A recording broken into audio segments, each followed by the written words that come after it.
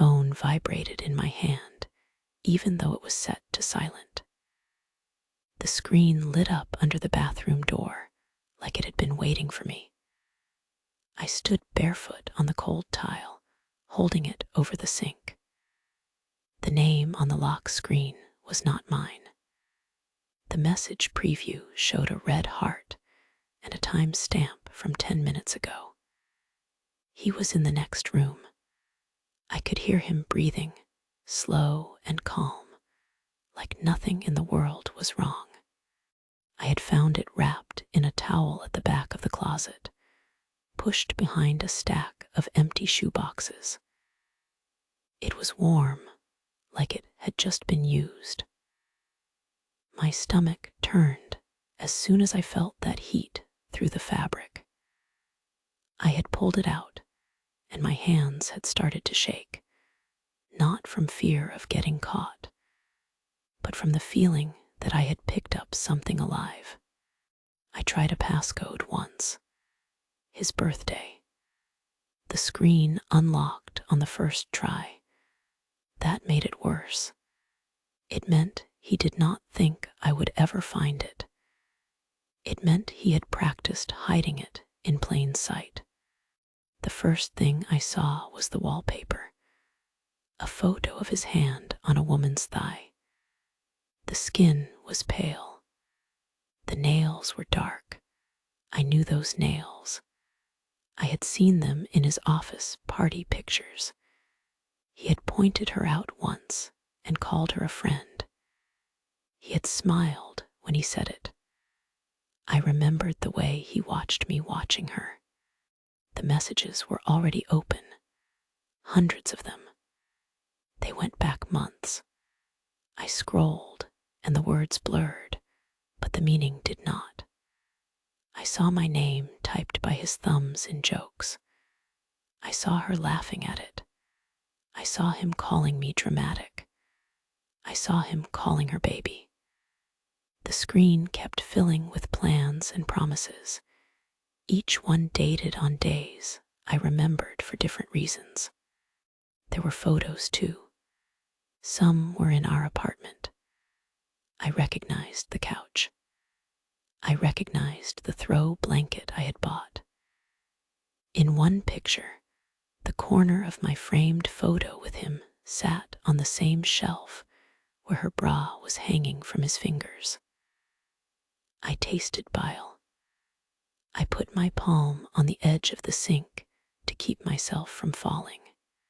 Another message came in while I stared, a new one, a fresh one. It popped up at the bottom like a tapping finger. She wrote that she missed him. She wrote that she wanted him again tonight. He replied right away. I watched 3 dots appear, then disappear, then appear again. He wrote back that he would find a way. He added a smiling face. I felt cold spread through my chest, slow and heavy, like water filling a room. I pressed the phone to my ear for a second. I did not know why. I just wanted to hear something, any sound that proved it was real. I heard nothing but my own breath. Then I heard a floorboard creak outside the bathroom. I locked the screen with a quick tap and held the phone against my stomach, as if my body could hide its glow. His voice came through the door. He asked if I was almost done. He sounded normal. He sounded kind. The words made my skin crawl. I did not answer at first, because I needed to make sure my voice would not break. When I finally spoke, I told him I would be out in a minute. My tone matched his. I hated myself for how easy it was. When he walked away, I turned the phone back on and opened the photo gallery again. I started taking pictures of the screen with my own phone. Message threads, dates, photos, names. I did it fast, in case he came back. click sounds were turned off, but I still imagined they were loud enough to fill the apartment. With each shot, something inside me changed. I stopped shaking. I stopped hopping. It was a mistake. I began to collect proof the way someone collected teeth. I wiped my face with a towel and stared at my reflection. My eyes looked flat, like they belonged to someone else. I realized I had been living with a stranger for months, and he had been smiling at me the entire time. I placed his second phone back in the closet exactly as I had found it, towel wrapped, hidden behind the boxes. As I stepped out of the bathroom, my own phone buzzed in my pocket. A message appeared on my screen from a number I did not know. It read, "I know you found it." I stared at the message until my eyes hurt. "I know you found it." The number had no name. I typed, "Who is this?" then erased it. My fingers hovered over the screen. I imagined him on the other side of the wall, smiling, waiting for me to panic. I locked my phone and put it face down, like it could not see me if I did not see it. I walked into the living room and found him on the couch, one arm behind his head. He looked up and smiled like he always did. His face did not change. That was the worst part.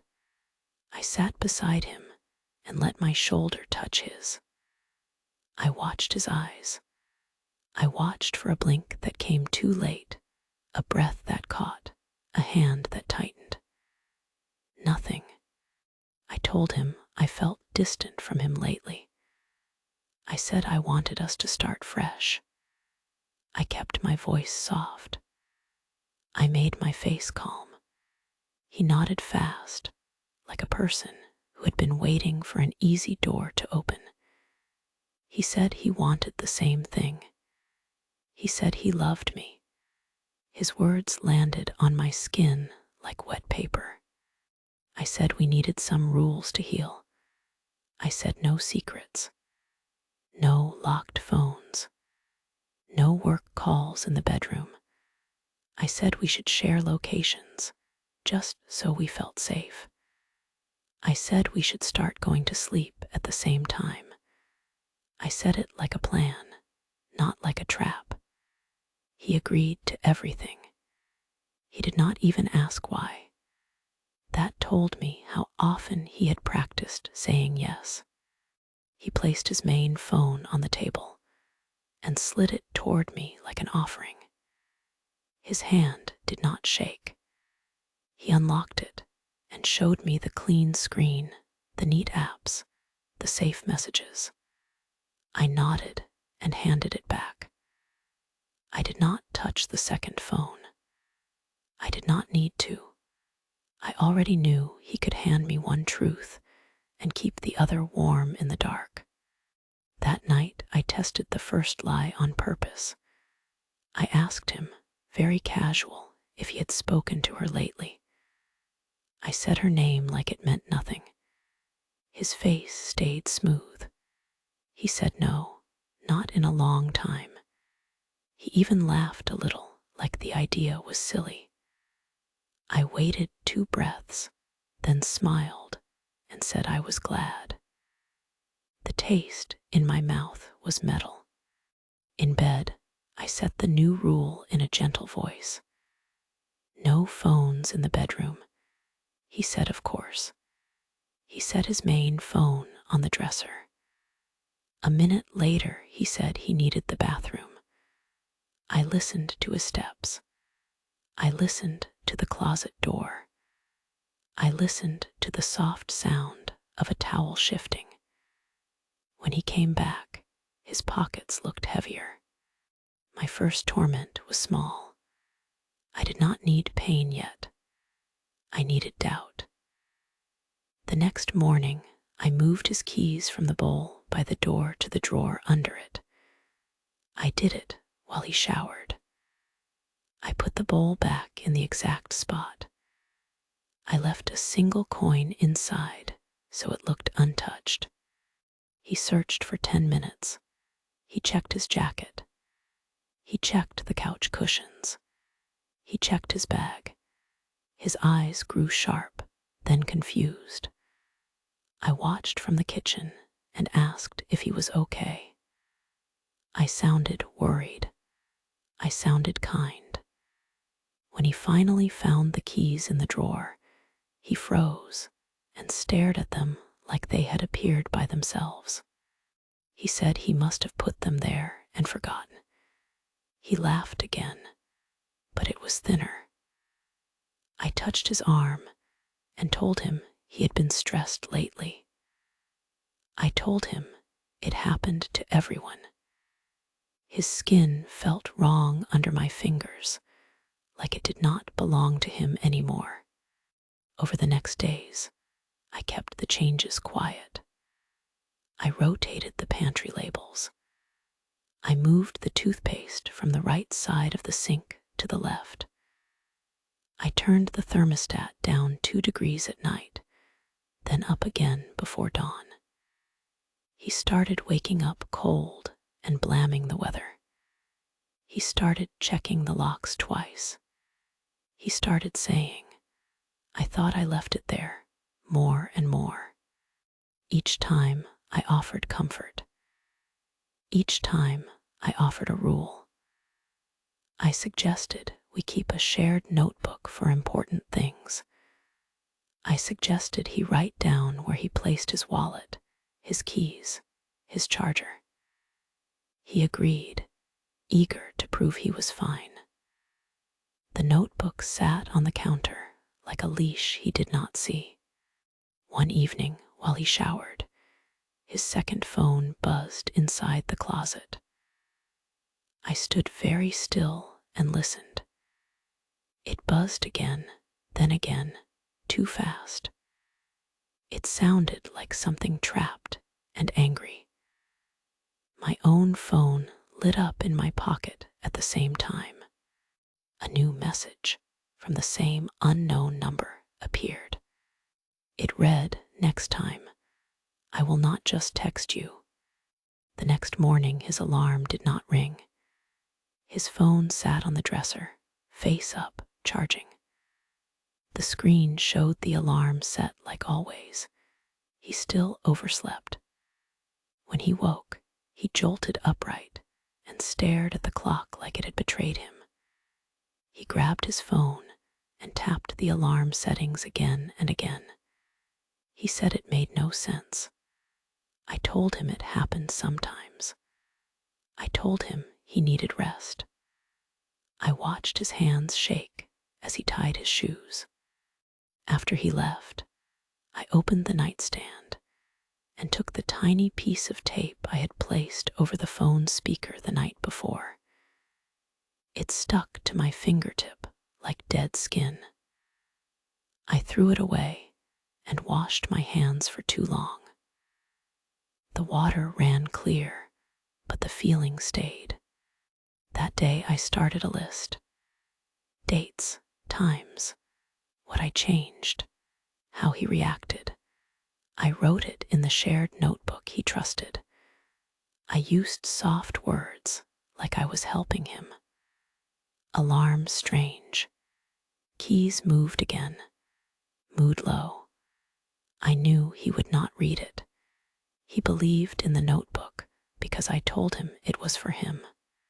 I made his keys disappear in small ways.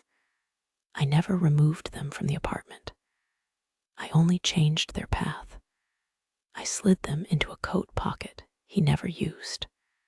I tucked them under a magazine. I hung them on the inside knob of the closet door so they clicked when he opened it, like a small laugh. Each time he found them, his face tightened. Each time he looked at me, he searched for a sign. I gave him concern. I gave him patience. I gave him my steady eyes. His work shirt shrank in the wash. Not enough to prove anything, just enough to pull across his shoulders and make him feel trapped. He blamed the dryer. I apologized and said I would be more careful. The next day, his favorite pants tore at the seam when he bent down. The rip was clean, like a mouth opening. He stood very still in the bedroom and stared at it. Then he covered it with his hand, like he could hide it from me. I started ruining his routines in ways that looked like chance. I switched his coffee to decaf for 2 days, then switched it back. He grew tired, then jittery. He could not explain it. I moved his shaving gel behind the towels, so he had to search for it with a wet face. I turned the shower handle just slightly so the water started too hot. He yelped, then blamed the pipes. He began to flinch before he turned it on. The apartment changed for him, not in big ways, in tiny failures that stacked up. The hallway light flickered at night because I loosened the bulb just enough. His side of the bed felt colder because I cracked the window for a few minutes, then closed it. The kitchen chair he liked started to wobble. I tightened the others. I left his alone. He sat down and felt it shift under him like something alive. He started to speak in short sentences. He started to sigh before he opened drawers. He checked his wallet 3 times before leaving. He patted his pockets like a person who had forgotten how his body worked. When the alarm failed a second time, he said someone had to be messing with him. He laughed after he said it, but his laugh sounded broken. I told him stress could make the mind play tricks. I told him he had been through a lot. I touched his cheek and asked if he wanted to talk. He leaned into my hand for a moment, like a child. Then his eyes slid away, toward the closet, toward the place where his second phone slept in its towel. I kept my own phone close. The unknown number stayed quiet for days, then returned in small jolts. A single word, seen. A time stamp that matched moments when I stood near the closet. Once, a message arrived while I held the towel in my hands. It read, "Careful." I did not reply. I did not need to. The messages felt like someone stood behind me in the dark, watching my breathing. A week later, he spilled red wine on his white shirt right before a dinner he said mattered for work. The stain spread fast. He stared at it like it had appeared on its own. His mouth opened, then closed. He looked around the room, then at me, then at the ceiling corners. His eyes looked wet, not from sadness, but from fear that he would not admit. He said he felt cursed. He said the apartment felt wrong. He asked if I had noticed things moving. I kept my face soft and my voice low. I told him no. I told him he was safe with me. I watched his shoulders drop, just a little, like he wanted to believe it. That night, he put his main phone on the dresser like always, then hesitated. He reached into his pocket and pulled out his keys. He placed them on the dresser too. Then he took his wallet out and set it beside them. His movements were slow and careful, like he was making an offering to a thing he could not see. He climbed into bed and whispered that he did not trust himself anymore. In the dark, I heard a faint click from the living room, like a device turning on. In the morning, I found a small black camera tucked behind the bookshelf, aimed straight at the closet door. I unplugged the small camera with 2 fingers, like it could bite me. A red light died. The room stayed the same, but the air felt thinner. I held it in my palm and listened. No footsteps, no voice, only the low hum of the refrigerator and my own pulse. I did not know when he had placed it there. I did not know if it had been watching me for days, or if someone else had been in our home while we slept. I put the camera back exactly where I had found it. I did not break it. I did not hide it. I wanted him to believe it still worked. I wanted him to keep feeding it his fear. I also wanted to see what he did next, because the unknown number had promised it would not stay at texts. That week, I moved the sabotage out of our walls. Inside the apartment, he could blame pipes and weather. Outside, people watched. People remembered. I needed him to feel eyes on him everywhere, the way I had started to feel eyes on me. I sent an anonymous email to his office help desk. I wrote that his work account had been used at odd hours, and it might be unsafe. I added a time window that matched nights he had left the bed with his second phone. The next day, he came home pale and sweaty. He said the company had asked him to reset passwords and answer questions.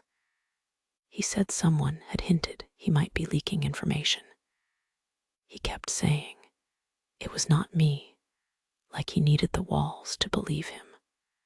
2 days later, I called his office from a blocked number and asked for him in a quiet voice. When the receptionist said he was in a meeting, I waited, then hung up without a word. I did it again the next morning, then again. By the end of the week, he jumped every time his phone rang. He started watching the door like someone would walk in and take him away. I pushed a rumor with the gentlest touch. I messaged a coworker of his from a new account and said I was worried about him. I said he had seemed confused lately. I said I had seen him forget dates and repeat stories. I used caring words. I used the kind of concern people trusted. The coworker replied with a short sentence and a polite face. The next time we met that coworker at a group dinner, I saw the way her eyes stayed on him, like she was checking if he would break. I staged a small moment in public. We stood in line at a crowded cafe near his office. I stepped back and let him order. When the barista asked his name, I said it for him, but wrong. I said a different name, close enough to sound like a slip. The barista wrote it. When the drink came, the wrong name was called out loud. A few people looked. He laughed too loud and corrected it. His cheeks went red. His hands shook when he picked up the cup. Later, he asked me why I had done that. I widened my eyes and apologized. I said I must have been thinking of someone else. I watched him search my face for the joke. He did not find one. That scared him more than anger would have.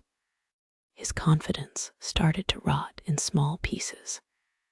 He corrected himself mid-sentence. He asked me what day it was twice in 1 hour. He checked his reflection before leaving the apartment, then checked it again. He began to use his phone camera like a mirror, staring at his own eyes until they looked strange to him.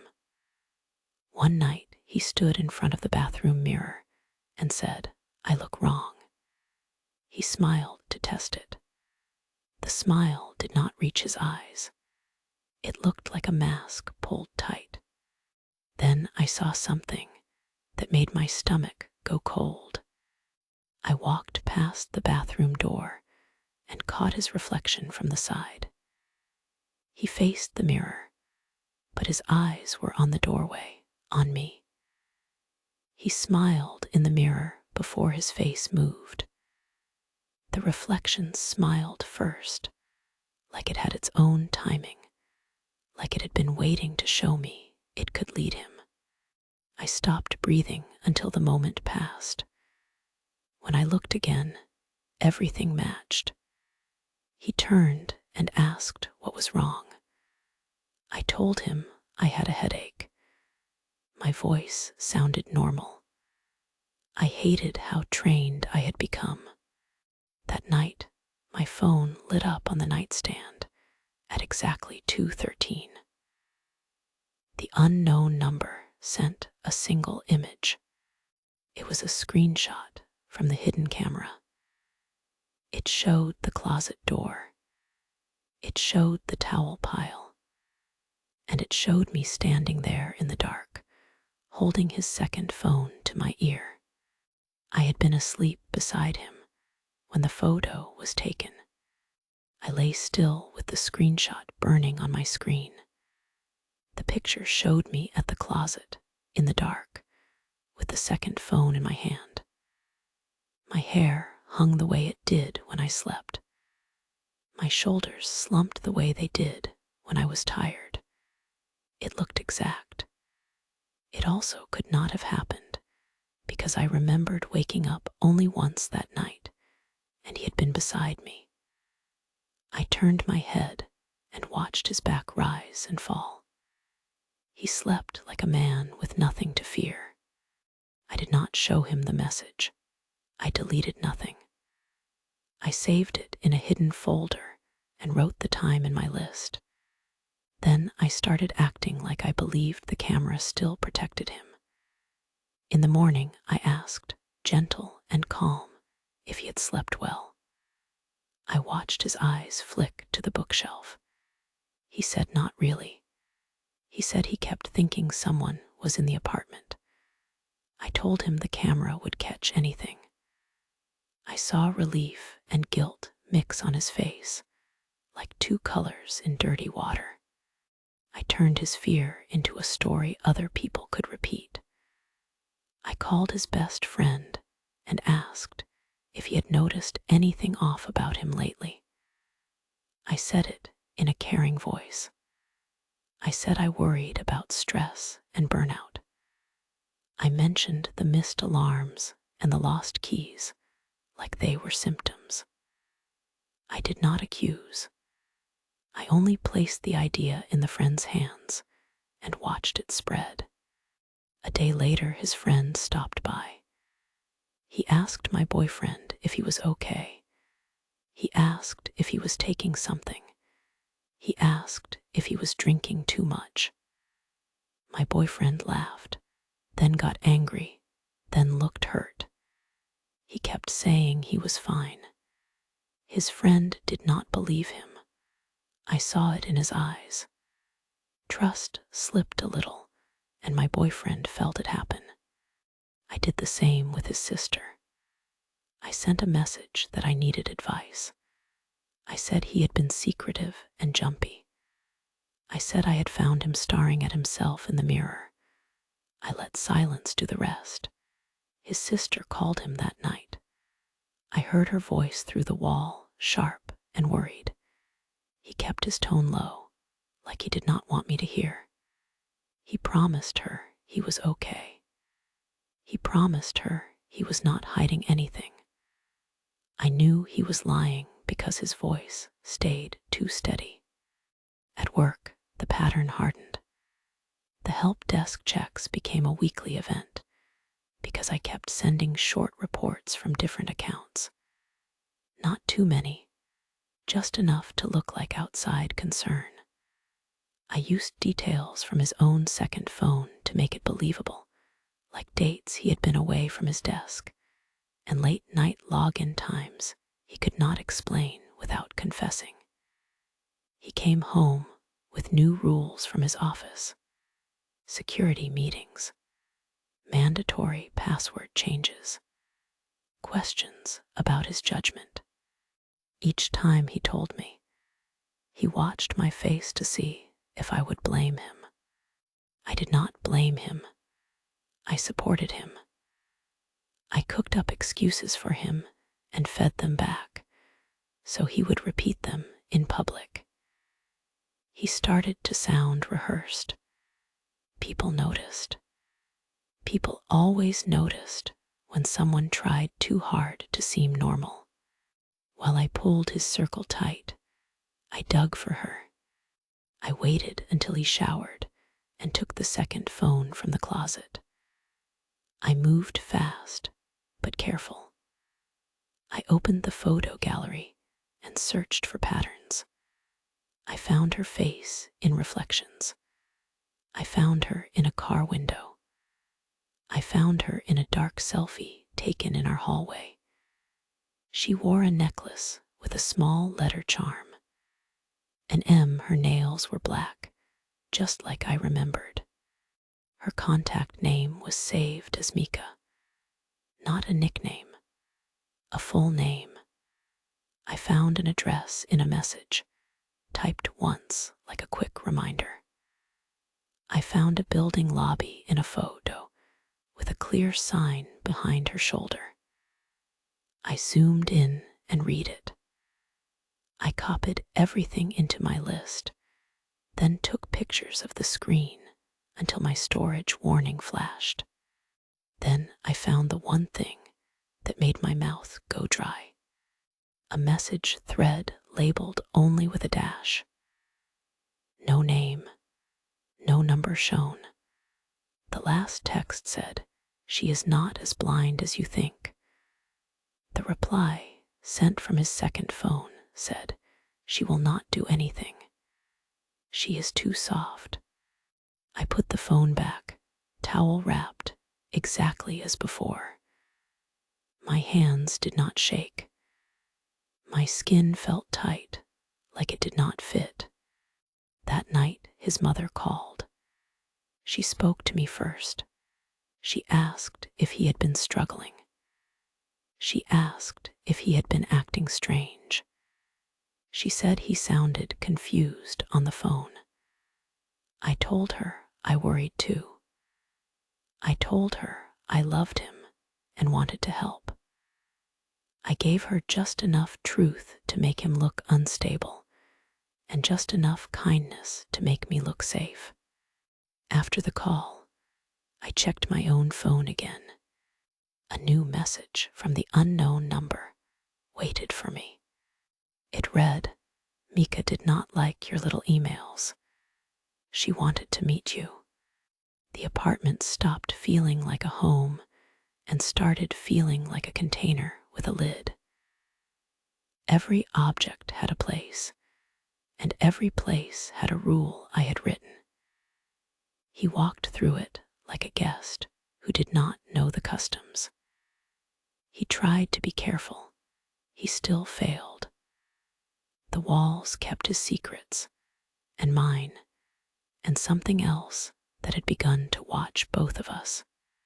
I made the first change in our shared money on a night when he looked too tired to think.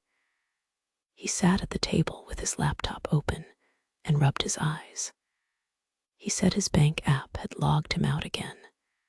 He sounded annoyed, but also scared, like he worried even his money did not obey him anymore. I sat beside him and said I would help. I kept my voice calm. I asked for the code when it arrived. I watched him read it out loud without question. I did not steal from him. Not yet. I only moved doors.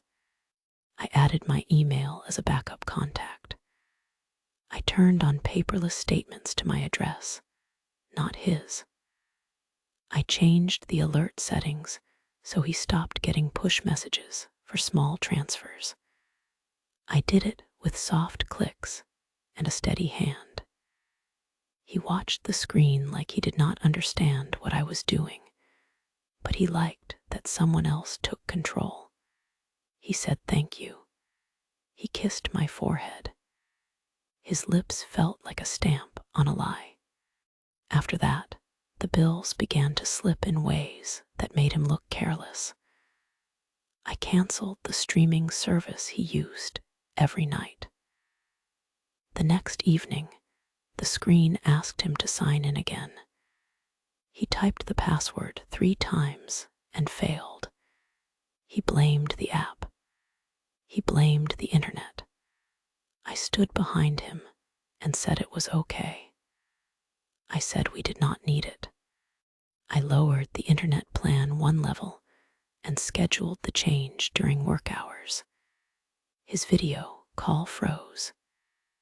He came home angry and embarrassed. He said his boss had asked if he was working from a basement. I told him the service providers kept changing things. I said I would call them. I did not call. I changed the auto pay date on one utility so it posted late. A small late fee appeared like a bruise.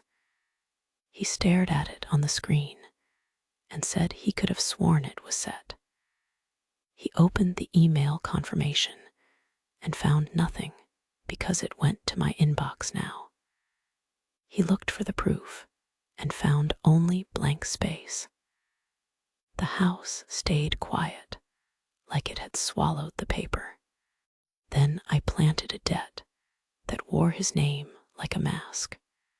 I ordered a low-cost item online with his card and shipped it to a pickup locker across town. I never collected it. The charge looked real. The tracking email went to my account. He saw only the line on the statement and could not match it to a box in the apartment. He asked me if I had bought something.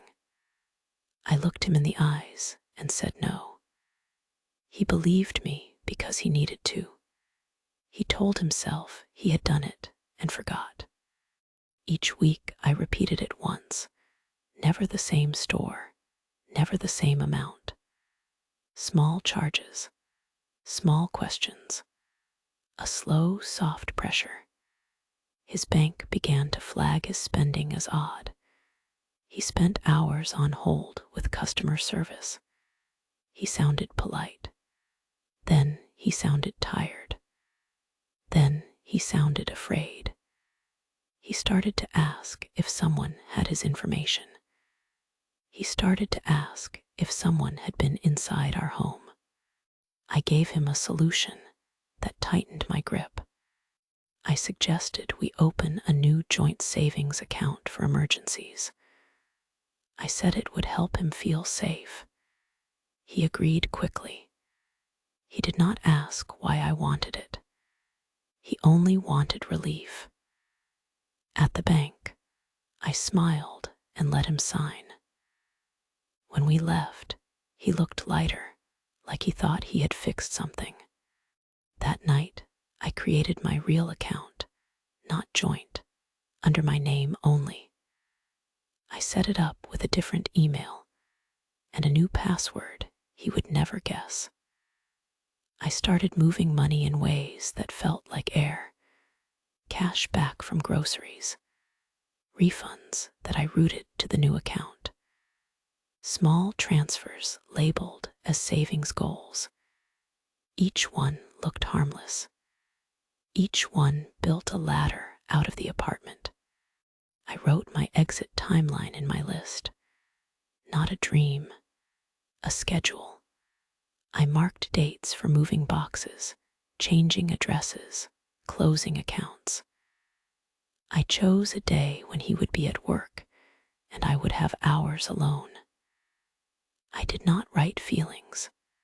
I wrote steps. The house kept changing around him. His key fob stopped working because I reported it as damaged and ordered a replacement to my email. The building sent a notice. He never saw it. The front desk began to ask me questions instead of him.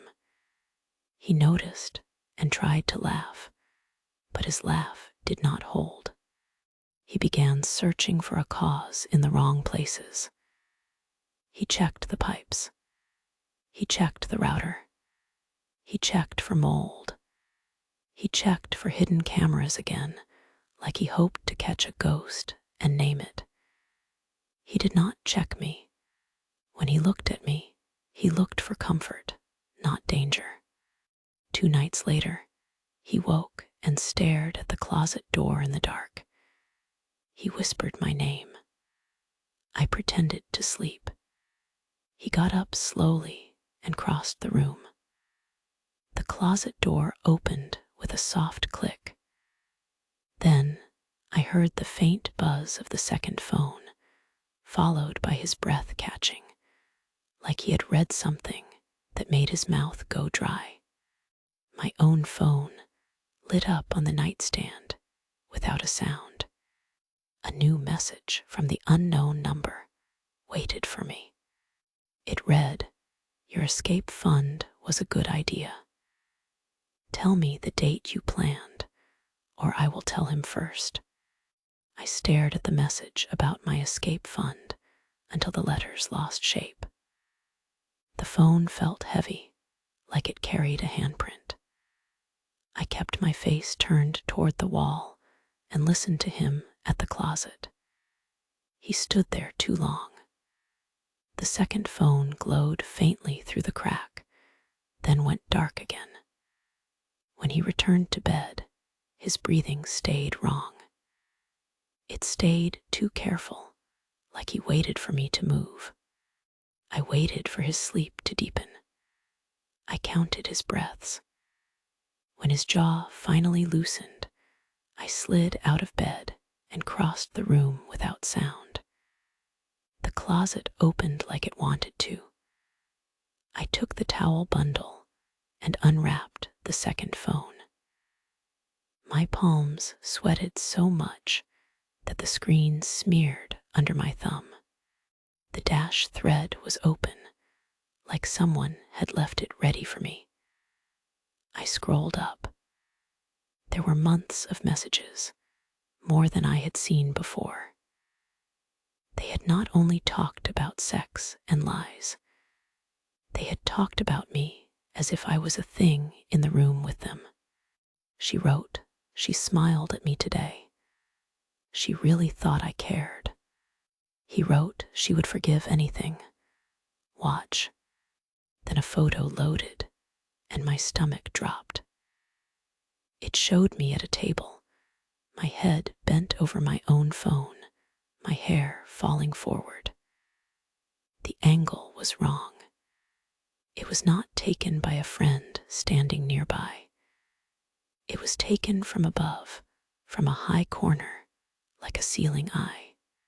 Another picture appeared, me asleep, my mouth slightly open, the blanket pulled to my chin, a time stamp at 2:13. The exact time the unknown number had sent me the screenshot. I scrolled faster. I found a list they had shared, like a game. My habits, my weak spots, the time I left for work, the time I showered, the way I checked the closet when I thought I was alone. Each entry had a small note beside it, like they had studied me for fun. Then I saw her name without the mask. Not Mika, Myra. My chest tightened so hard I could not swallow. I knew Mara. I had trusted Mara. I had hugged her at my own birthday. I had cried to her in the kitchen when I first felt him pulling away. She had listened with her head tilted, calm and warm, and told me I deserved honesty. I scrolled to a voice note and pressed play with shaking fingers. Her voice filled the closet, low and clear. She laughed and said my name. She said it the way she always did, soft on the first sound, like she cared. Then she said I was easy to manage. She said I wanted to believe in love more than I wanted the truth. She said I would try to be clever if I ever found out, and that was why they needed to watch me. He replied with a joke about how I never checked behind the bookshelf. I felt cold all over because it meant the camera was not his idea alone. It meant they built it together. It meant my home was not only his hiding place, it was their shared room.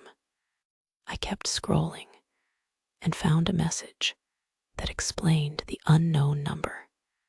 Mara wrote, "I used the burner again." She read it. She did not reply. Good. He wrote, "Keep her quiet. I wanted time." Mara wrote, "She already started something." I saw the thermostat change. I saw the keys. She thought she was the only one moving things. I stared at that line until my eyes burned.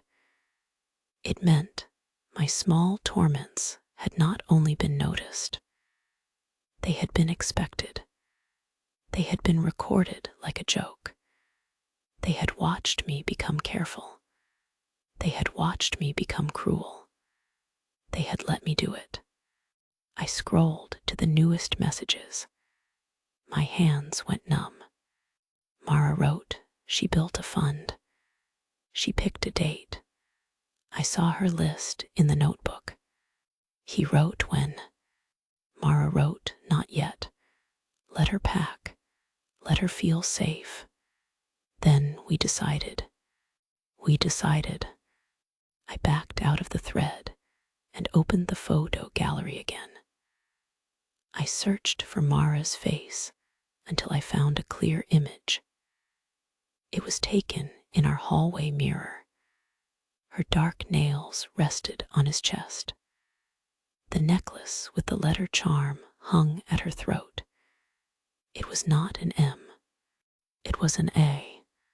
I had given her that necklace as a gift last year. My mouth opened, but no sound came out. I wrapped the phone back in the towel with hands that did not feel like mine. I placed it back behind the boxes. I closed the closet door and stood there in the dark, listening for movement. Behind me, the mattress shifted. His voice came from the bed, quiet and awake. He asked me what I was looking for. I kept my back to him and forced my shoulders to relax. I told him I had been looking for a sweater. The lie came out smooth, like it had practiced inside my mouth for weeks. I waited for him to challenge it. He did not.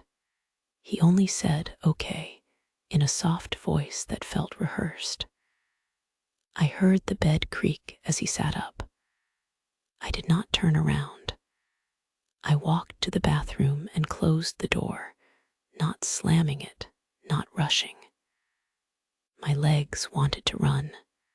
I kept them slow. I locked the door and gripped the sink.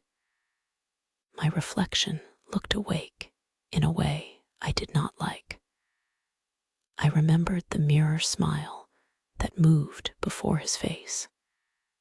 I remembered Mara saying they needed to watch me. I realized they had not been scared of my revenge. They had been measuring it. When I came out, he lay on his back with his hands on his stomach. His eyes stayed open. He asked if I was okay. I said yes.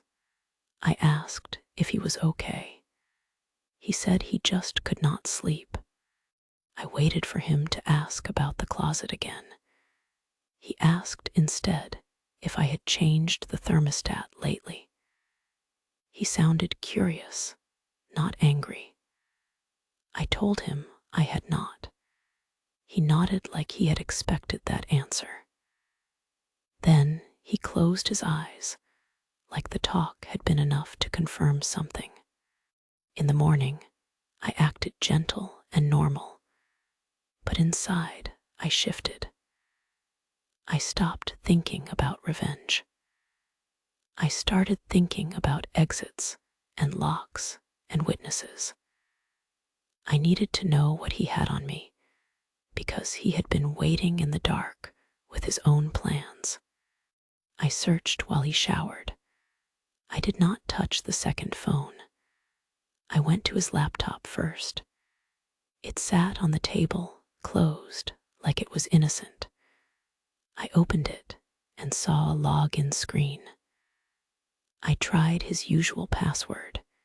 It failed. I tried the next one I knew. It failed too. My pulse sped up, but then I noticed a sticky note on the side of the router.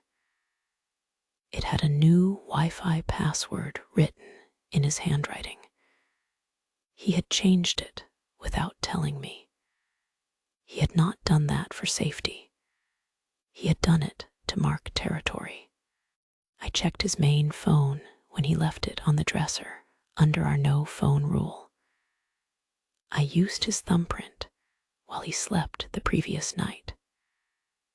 I had done it once before, just to see if I could. This time, I went straight to his notes.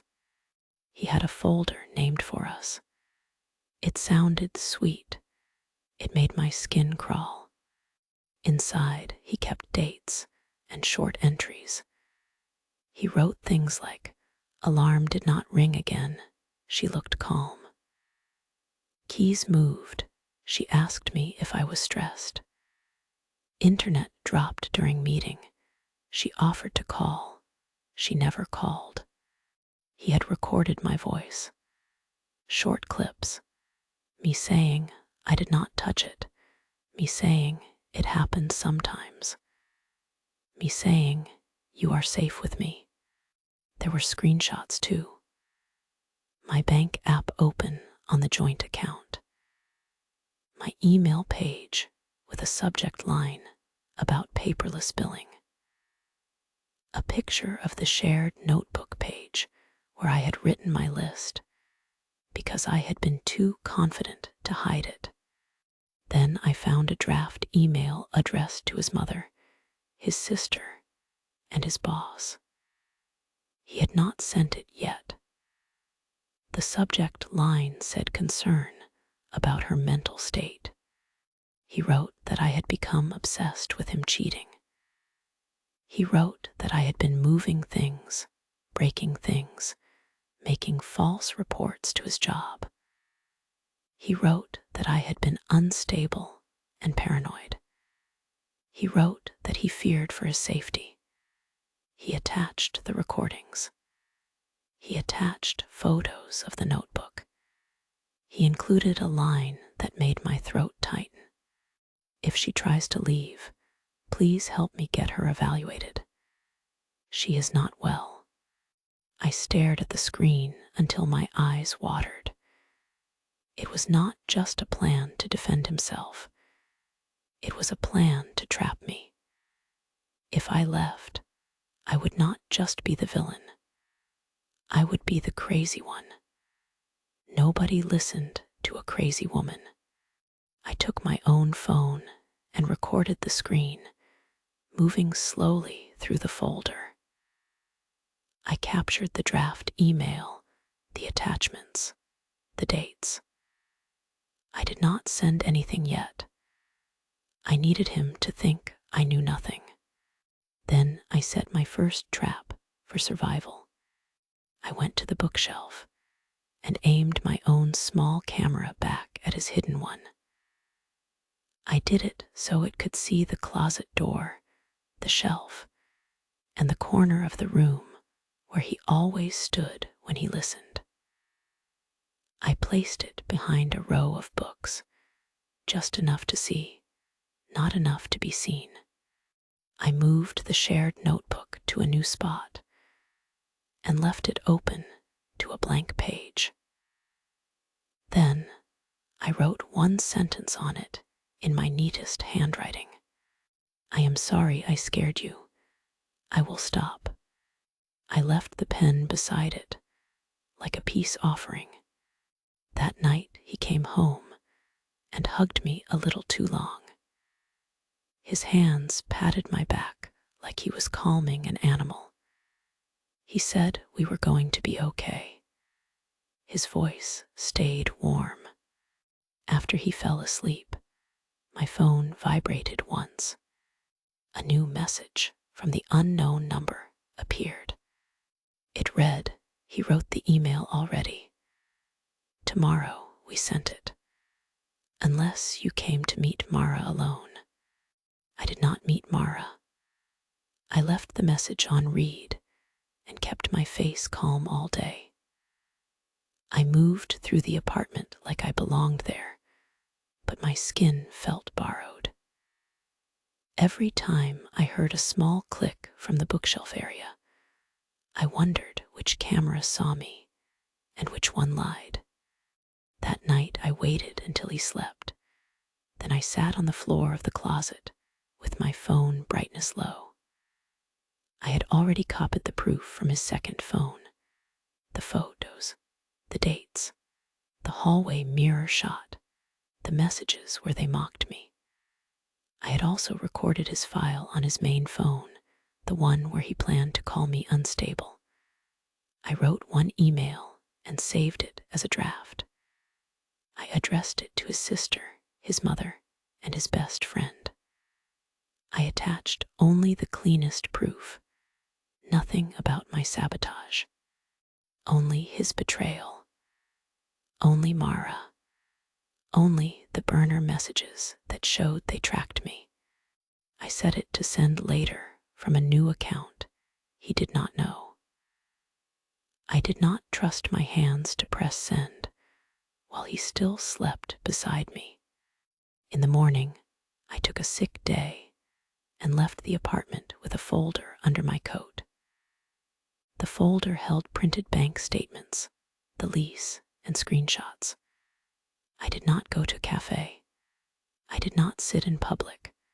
I walked straight into a small office where a lawyer asked me to speak slowly and clearly. I told her I feared retaliation if I left. I told her there were cameras. I told her he had written a plan to call me unstable.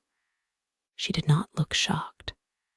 That made it worse, because it meant my situation fit into a known shape.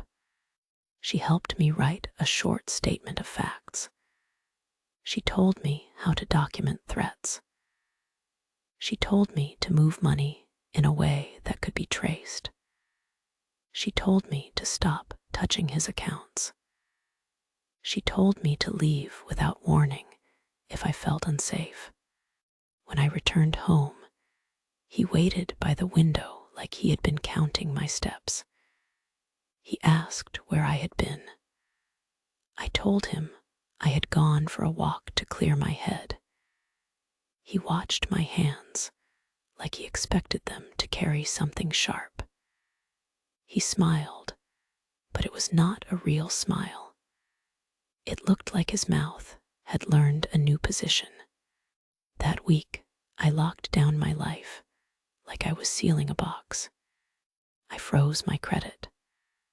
I changed every password from a device he had never touched. I moved my escape fund to a different bank and turned off all notifications. I opened a small storage unit under my name and placed my important things inside, a little each day. My passport, my birth certificate, a spare phone, a spare set of keys. I did not pack clothes yet. Clothes could be replaced. A name could not. At night, the apartment tightened around us. He started staying awake later than me. He started waking before me. He stopped leaving his main phone on the dresser, even with the rule we had made together. He said he needed it for work. He said he felt unsafe. When he said unsafe, his eyes stayed on my face, like he wanted my reaction more than he wanted comfort. The hidden camera angle changed. I could tell because my own camera caught his shadow near the bookshelf at 3:21 morning. He moved with care, like he had done it many times. He held something small in his hand. When he walked away, he looked straight toward the closet, as if the door could hear him. 2 days before my chosen exit day, I triggered the first consequence. I sent an anonymous report to his company compliance line with screenshots of him arranging meetings during work hours, using work location details, and bragging about it. I included only what was true and verifiable. I did not mention me. I did not mention revenge. I let the timestamp speak. I hit send and felt nothing at first, then felt everything at once. That evening, he came home gray-faced and quiet. He said he had been placed on leave pending review. He said someone was trying to ruin him. He did not ask who. He stared at me like he already knew the answer, but he wanted to see if I would admit it. I touched his arm and told him I was sorry. My fingers felt like they pressed into cold meat. The next day, I sent the scheduled email to his family and his friend.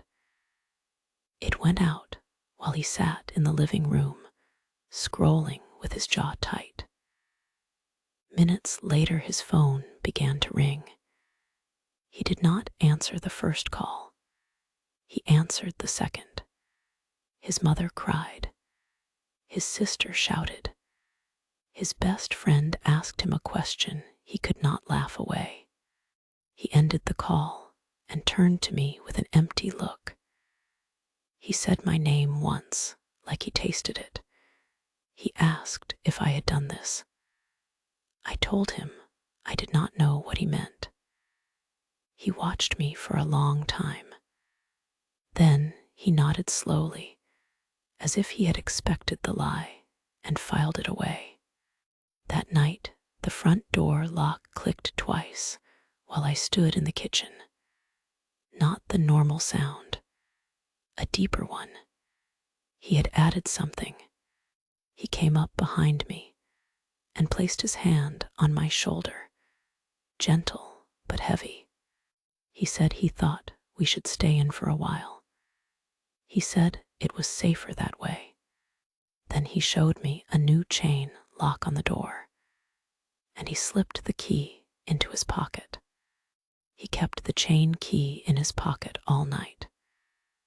I heard it hit the nightstand once when he emptied his change. Then I heard it slide back into his hand. He did not sleep. He waited. The apartment felt smaller with every hour, like the walls leaned in to listen.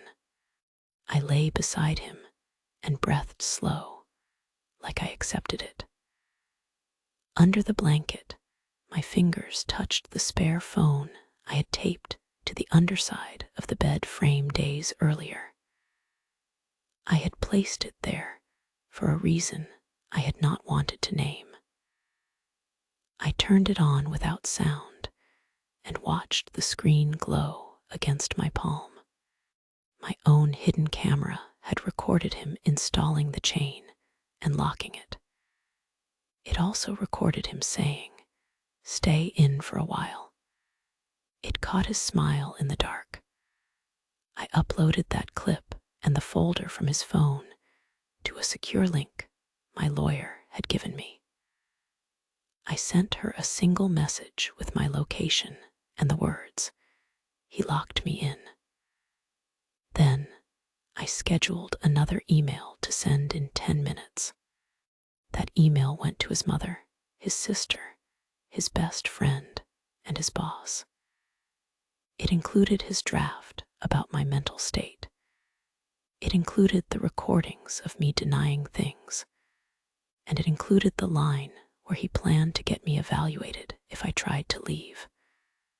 I added my own clip of the chain lock and his hand on my shoulder. I did not add any feelings.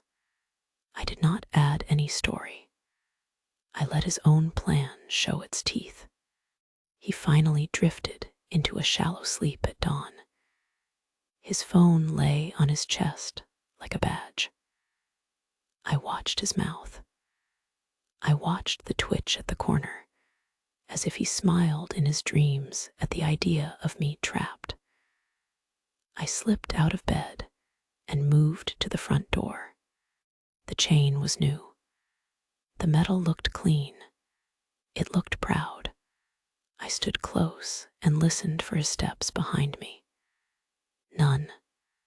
I took a thin strip of plastic from my wallet, the kind my lawyer had told me to carry, and slid it into the gap near the latch plate. I pressed and bent it with slow pressure. The chain did not open. My hands stayed steady anyway. I walked to the kitchen and took the trash out of the bin. I tied the bag. I carried it to the door like it was routine. Then I rang the neighbor's bell across the hall once, then twice, hard and fast. A woman opened her door a crack. I kept my voice low and clear.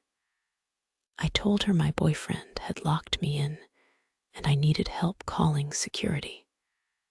I did not beg. I did not cry.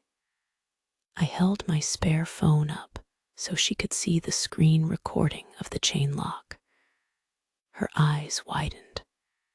She stepped back and picked up her own phone without a word. The building security knocked within minutes. My boyfriend woke to the sound and moved fast, but not fast enough. He came to the door in a shirt and no shoes. He tried to smile. He tried to talk. He said it was a misunderstanding. He said he was worried about me. Security asked him why the chain had a key. He hesitated. That pause was loud. I stood behind him and said nothing. When he reached into his pocket, his hand shook. The key hit the floor once, a sharp sound that made him flinch like it hurt. While he bent to pick it up, his phone buzzed again and again. His face changed with each vibration. His mother, his sister, his boss. The email had landed. His story had already started to rot. Security told him to remove the chain. He did. The door opened, and cold hallway air filled my lungs like medicine. I did not pack. I did not explain. I walked to the closet and took my purse only. My real things were already gone. My documents were in the storage unit. My money was in the account he did not know. My lawyer already had the link. My name was still mine. He followed me to the hallway, barefoot, voice thin. He told me we could fix it. He said Mara had tricked him. He said he had been scared. He tried to hold my wrist. I stepped away, and his fingers closed on air. On the way down, my spare phone lit up with a new message from the unknown number. It read, "You picked the neighbor. Good choice." I kept walking. My legs did not shake. I did not look back at him, even when he called my name like he owned it. Outside, I got into a rideshare I had booked under a different account. The driver asked where I was going. I gave an address I had never said out loud in our apartment. As we pulled away, I checked my reflection in the dark window. My mouth moved into a small smile before I felt it happen. Then I saw something else in the glass, behind my shoulder, like a second face sharing my expression. My spare phone buzzed again. It read, "Now you understood what we made you."